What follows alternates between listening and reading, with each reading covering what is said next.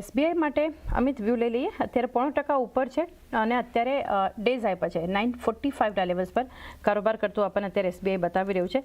પરંતુ કઈ રીતે આપ જોઈ રહ્યા છો ચાર્ટ્સ? બ્રેકઆઉટ લેવલ બનતા પણ જોવા મળે છે આજના દિવસ માટે 948ના ઉપર જેમ નીકળે છે ત્યારબાદ હું કહીશ કે લોંગની પોઝિશન ક્રિએટ કરીને સલાહ રહેશે ત્યાં સુધી વેટ એન્ડ વોચ કરવું જોઈએ. તો એક વ્યૂ થોડું વેટ એન્ડ વોચ માટે અત્યારે બનતો જોઈ રહ્યા છે એસબીઆઈ માટે. પાર્થિવ શ્રીરામ ફાઇનાન્સ આ સ્ટોક જુઓ, અત્યારે જે મજબૂતી આ સ્ટોક બતાવી રહ્યું છે 5%થી વધુની ખરીદારી અત્યારે બનતી દેખાઈ રહી છે. અને સૌથી વધારે પાર્થિવ અત્યારે સેશનમાં જોઈએ વોલ્યુમ બેઝડ બાઇંગ આપણને શ્રીરામ ફાઇનાન્સના સ્ટોક પર આપણને થતું બતાવી રહ્યું છે. કઈ રીતે આપ વ્યૂ આપશો અહીંયા?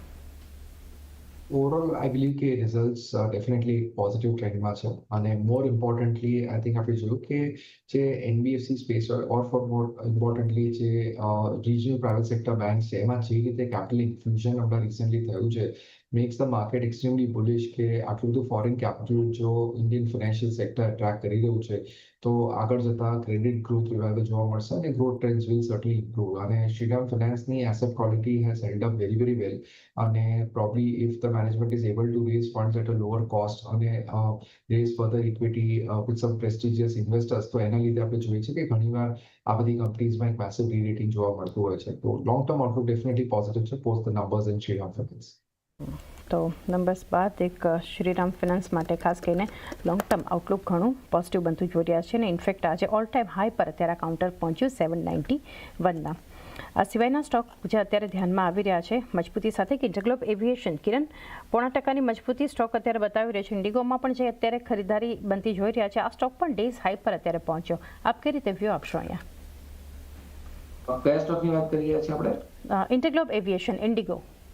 ઓકે, ઇન્ડિગોની જો આપણે વાત કરીએ અત્યારે તો એક સારી એવી સિઝન આપણે જોઈ લીધી છે. ફેસ્ટિવલ સિઝન એના પછી વેકેશન્સને લઈને એક સારી એવું અહીંયા આપણને શું કહેવાય સિઝન આવી છે. એના કારણે જે પ્રોફિટ બુકિંગ જે એવિએશનમાં જે ટિકિટ બુકિંગ હતું એનું જે રિફ્લેક્શન છે એ પ્રાઇસ પર આપણને જોવા મળ્યું. પરંતુ જે અપસ્વિંગ છે આપણે જોઈએ તો 4000થી વન સાઇડ 6000 સુધી સ્ટોક ગયો. મોમેન્ટમ ઇન્ડિકેટર ઓવરબોટ ઝોનમાંથી હવે નેગેટિવ ડાયવર્જન્સ બનાવીને એક જે બેરી સ્ટોન છે એની અંદર એન્ટર થઈ રહ્યા છે. તો ફ્રેશ ખરીદારીની તો અવોઇડ રહેશે. જેમની પાસે પણ છે એમણે એક પ્રોફિટ બુક કરી લેવો જોઈએ. યા તો 5500 રૂપિયાનો એક્સ્ટ્રા સ્ટોપ લોસ રાખજો કારણ કે જો 5500નું લેવલ બ્રેક થશે તો there are chances કે આપણને 5000 સુધી અહીંયા કરેક્શન્સ કન્ટિન્યુ થતા દેખાઈ શકે એમ છે. તો મારા હિસાબથી થોડું અવોઇડ કરવું જોઈએ ઇન્ડિગો કરંટ માર્કેટ પ્રાઇસથી. યા તો પછી 55ના સ્ટોપ લોસની સાથે જે હોલ્ડ કરે છે એને હોલ્ડ કરી રાખવું જોઈએ. હોલ્ડ કરી શકો છો હાલ, પરંતુ એક ફ્રેશ એન્ટ્રી નહીં હતી ખાસ કરીને ઇન્ટરગ્લોબ એવિએશન માટે. નવીન ફ્લોરિન પર એક view Amit, all time high પર આ સ્ટોક પણ આજે પહોંચ્યો. અત્યારે જે રીતે એક લેવલ્સ આપણને બતાવી રહ્યું છે 5890 આસપાસ કારોબાર થઈ રહ્યો છે નવીન ફ્લોરિનમાં. કઈ રીતનું અહીંયા સેટઅપ જોઈ રહ્યા છો અમિત આપ? મોમેન્ટમ બાઇંગનું કન્ટિન્યુ છે. કાઉન્ટર આપણે જોશું તો કન્ટિન્યુઅસલી એક લોઅર લેવલ્સથી આપણને એક બાઇંગ ડેવલપ થતા પણ જોવા મળે છે. સો જે હિસાબથી મને લાગે છે હિસાબથી લાગે જો આપણે ચાર્ટ સ્ટ્રક્ચર હિસાબથી લાગે છે કે એનાથી મોમેન્ટમ કન્ટિન્યુ રહેવું જોઈએ કાઉન્ટરમાં. ડાઉન સાઇડમાં કોઈ બી ડીપ આવે છે તો ડેફિનેટલી એડ કરજો. અપસાઇડમાં ફિબોનાકી એક્સટેન્શનના હિસાબથી જે હિસાબથી આપણે જોશું તો નેક્સ્ટ લેવલ જે બનતા પણ જોવા મળશે 6250ના લેવલ પર એનાથી રેઝિસ્ટન્સ બનતા પણ જોવા મળે છે. સો મને લાગે છે કાઉન્ટર એક મીડિયમથી લોંગ ટર્મ વ્યૂના હિસાબથી એક પોઝિટિવ સેટઅપ બનેલો છે. લોંગની પોઝિશન ક્રિએટ કરી શકાય. તો એક view long to medium term એક પોઝિટિવ આપણને ખાસ કરીને બનતું દેખાડી રહ્યું છે. એક શ્રીરામ ફાઇનાન્સ પર આપણે પાર્થિવ ચર્ચા કરી, પરંતુ ઓવરઓલ એનબીએફસીસ જુઓ લગભગ મોટાભાગની કંપનીઓ છે, ઘણી બધી કંપનીઓ, મોટાભાગની નહીં, કંઈક ઓલ ટાઈમ હાઈ પર જે સ્ટોક્સ છે એમાંથી અત્યારે એબી કેપિટલ જુઓ, એલ&ટી ફાઇનાન્સ જુઓ, આજે ઓલ ટાઈમ હાઈ પર પહોંચ્યું છે. સંબાન કેપિટલ 52 વીક્સ હાઈ પર આપણને આ સ્ટોક પહોંચતો આપણને બતાવી રહ્યો છે. જે મજબૂતી અને જે ઓવરઓલ એનબીએફસી તરફથી આપણને જે પરફોર્મન્સ આપતું બતાવી રહ્યું છે. આ સિવાય પણ મોટી કંપનીઓમાં પણ જુઓ તો બજાજ ટ્વિન્સ આજે થોડું ત્યાં પ્રોફિટ બુકિંગ છે, પરંતુ જ્યારે લોંગ ટર્મ ચર્ચા કરી રહ્યા છે શ્રીરામ ફાઇનાન્સ સિવાય કઈ કંપની પર એક ફોકસ એનબીએફસીસમાંથી રાખવું જોઈએ? Yeah, I believe કે definitely Indian NBFC sector હવે એક long cyclical downturn પછી is looking definitely attractive. અને એમાં ખાસ કરીને આગળ જતા જે રીતે one is anticipating કે કદાચ RBI further easing કરે અને lot of I think steps taken by the RBI to help NBFCs to take little more risk અને be in a position કે વધારે disburse કરી શકે is definitely very very encouraging. અને I think as I mentioned કે Indian financial sector માં જે રીતે એમના foreign capital attract થયું છે probably they are anticipating કે આગળ જતા I think this will be a sector કે જ્યાં ગ્રોથ ઘણું સ્ટ્રોંગલી રિવાઇવ થાય.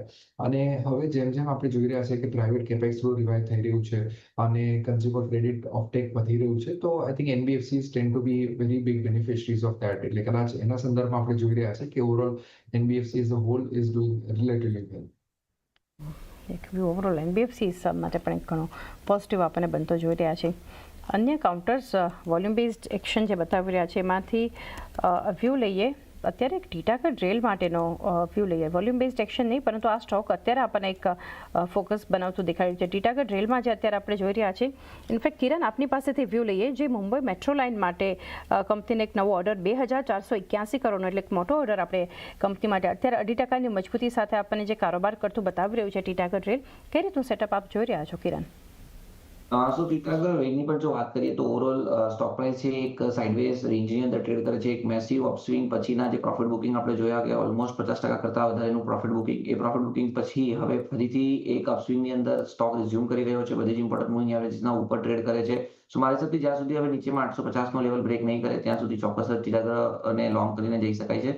અને જો 850નો લેવલ બ્રેક નહીં થાય તો ચાન્સીસ છે કે આપણને ફરીથી 1000 પ્લસના ટાર્ગેટ અહીંયા જોવા ચોક્કસ જ મળી શકે છે. ચાલો, ઉપરના લેવલ્સ પણ આપણને બતાવી શકે છે. ખાસ કરીને કાઉન્ટર એક વ્યૂ ટીટાગઢ રેલ સિસ્ટમ પર બનતો જોઈ રહ્યા છે. રેલવેમાંથી અમિત, રેલટેલ માટેનો વ્યૂ લે, કારણ કે આજે અમુક રેલવે કંપનીઓ માટે જે નવા ઓર્ડરની અપડેટ છે, અહીંયા પણ રેલટેલને રાજસ્થાન સરકાર પાસેથી 32 કરોડનો ઓર્ડર મળ્યો છે, એટલે એને લીધે એક ફોકસ આપણને રેલટેલ પણ અત્યારે 1.5% આસપાસની મજબૂતી બતાવી રહ્યું છે. પરંતુ તમે કઈ રીતના ચાર્ટ જોઈ રહ્યા છો? રેલવે સ્પેસમાં આજના દિવસમાં ઓપન થયું ત્યારબાદ બાઇંગ તો છે, બટ હજી આપણે જોઈએ તો બહુ બધા કાઉન્ટર્સ આપણે જોઈ રહ્યા છે કે એનાથી જે રેઝિસ્ટન્સ છે એનું ક્લિયરન્સ જોવા નથી મળી રહ્યું. રેલટેલનું બી આપણે જોશું તો અપસાઇડમાં ક્લસ્ટર ઓફ રેઝિસ્ટન્સ બનતા પણ જોવા મળે છે. 376નું એક મેજર રેઝિસ્ટન્સ બનતા પણ જોવા મળે છે, જ્યાંથી થોડુંક એવું મોમેન્ટમ આપણને પિકઅપ થતા પણ જોવા મળી શકે છે. તો હું કહીશ કે એના છે કે લોંગની પોઝિશન ક્રિએટ કરવી, 376ના ઉપર સ્ટેબલ થાય છે ત્યારબાદ લોંગની પોઝિશન ક્રિએટ કરવી જોઈએ. એક વ્યૂ અહીંયાથી બનતો જોઈ રહ્યા છે. થોડુંક એક લેવલ 377 ઉપર ટકે રેલટેલ. ત્યારબાદ ડિફેન્સ માટે એક વ્યૂ લઈએ તો એક BELમાં તો આપણને પાર્થિવ જોઈ રહ્યા છીએ, શુક્રવારના સેશનમાં જ જોયું મજબૂતી. આજે તો પ્રોફિટ બુકિંગ ખાસું આવી ગયું છે, 3.5% આ સ્ટોક નીચે છે. આ સિવાય ડિફેન્સ માટે આજે ફોકસ આપણને જે રીતે બનતું જોઈ રહ્યા છીએ, અહીંયા પણ ઝેનટેક ડિફેન્સ મિનિસ્ટ્રી તરફથી કંપનીનો ઓર્ડર મળ્યા છે, 2 ઓર્ડર્સ મળ્યા છે. એસ્ટ્રા માઇક્રો એને પણ આપણે જોઈ રહ્યા છીએ કે એક નવા ડ્રોન સિસ્ટમ માટેના એક ઓર્ડર પણ બનતા જોઈ રહ્યા છીએ. પરંતુ તમે કઈ રીતે આ સેક્ટર માટે એક વ્યૂ આપશો? લાંબા ગાળા માટે નવા ઓર્ડર, ત્યારબાદ ડિફેન્સ માટે આપણે જાણીએ છીએ પાર્થિવ એક્ઝિક્યુશન પણ એક ઘણું મહત્વનું છે. વ્યૂ લઈએ સેક્ટર પર. યસ, આઈ થિંક ડિફેન્સ સેક્ટરમાં ડબલ ટેલવિન્ડ્સ છે. એક તો ડોમેસ્ટિક લેવલ ઉપર જે ગવર્મેન્ટનું પ્રોક્યોરમેન્ટ હવે વધી રહ્યું છે, that is certainly giving a lot of impetus to the domestic centric defense companies. And more importantly, I think government હવે even defense as a sector ને export opportunity પણ ઘણી મોટા પાયે થઈ રહી છે. છેલ્લા 10 વર્ષમાં આપણું ડિફેન્સ એક્સપોર્ટ છે ઓલમોસ્ટ 50,000 કરોડ પહોંચી ગયું છે, which is almost 4 times jump. એટલે that is also very encouraging sign. અને જો Indian defence companies global level ઉપર જો એક્સપોર્ટ કરવાનું ચાલુ કરે છે તો that gives them a lot of high margin cash flow કે જે એ લોકો ફરીથી રીડિપ્લોયમેન્ટ કરી શકે છે in terms of R&D and further spends અને વર્કિંગ કેપિટલ એક્સેટ્રા. કારણ કે ગવર્મેન્ટ રિલેટેડ ઓર્ડર્સ આપણે જાણીએ છીએ કોસ્ટ પ્લસ બેસિસ ઉપર હોય છે, they are not allowed to earn unlimited margins. Overall I think આ સેક્ટર ઉપર અમે બુલિશ છે. કન્સર્ન એ છે કે ઘણા પોકેટ્સમાં valuations have gone at crazy levels. તો કોઈ મેજર કરેક્શન આવે છે કે ડિપ આવે છે ત્યારે I think definitely investors from a longer term point of view આ સેક્ટરમાં રુચિ લઈ શકે છે. લોંગ ટર્મ વ્યૂ એક ફોકસ અહીંથી રાખી શકો છો પોઝિટિવ. ડિફેન્સ માટે એક વ્યૂ બનતો જોઈ રહ્યા છે. ત્યારબાદના સ્ટોક માટેનો એક વ્યૂ લઈએ. કાઉન્ટર ધ્યાનમાં આવી રહ્યું છે અહીંયાથી. એક PI ઇન્ડસ્ટ્રીઝ માટે અગર વ્યૂ લઈએ કિરણ, અત્યારે 2%ની મજબૂતી સ્ટોક બતાવી રહ્યું છે PI ઇન્ડસ્ટ્રીઝ. અને અહીંયા આપણે જોઈ રહ્યા છીએ કે F&Oમાં અગર એક્ટિવિટી જોઈએ તો એક બિલ્ટઅપ પણ લોંગ સાઇડ પર થતું બતાવી રહ્યું છે. પરંતુ ચાર્ટ પર તમે કઈ રીતે વ્યૂ આપશો PI ઇન્ડસ્ટ્રીઝ પર કિરણ? સો ઓવરઓલ અગર PI ઇન્ડસ્ટ્રીની આપણે વાત કરીએ તો જે રીતે ઓવરઓલ ચાર્ટ પેટર્ન છે, અહીંયા એક ફોલિંગ ચેનલ યા તો કન્સોલિડેશન પેટર્ન ચોક્કસ જ બ્રેકઆઉટ કરી રહ્યું છે. તો મારા હિસાબથી લોંગ પોઝિશન લઈ શકાય છે. 3600 યા તો 3590 નીચેનો એક સ્ટોપ લોસ રાખવો જોઈએ. જો 3500નું લેવલ બ્રેક નહીં થાય તો ફરીથી 4000 સુધી આ કાઉન્ટર જઈ શકે છે. થોડું સ્લો મૂવર છે તો એને થોડો સમય આપજો.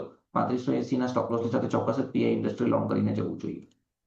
તો હવે એક વ્યૂ અહીંયાથી થોડું વેઇટ એન્ડ વોચ રાખી શકો છો, પરંતુ વ્યૂ પોઝિટિવ છે. અહીંયાથી ખરીદદારી કરવાની સલાહ પણ પી ઇન્ડસ્ટ્રીઝ પર બનતી જોઈ રહ્યા છે. પાર્થિવ છે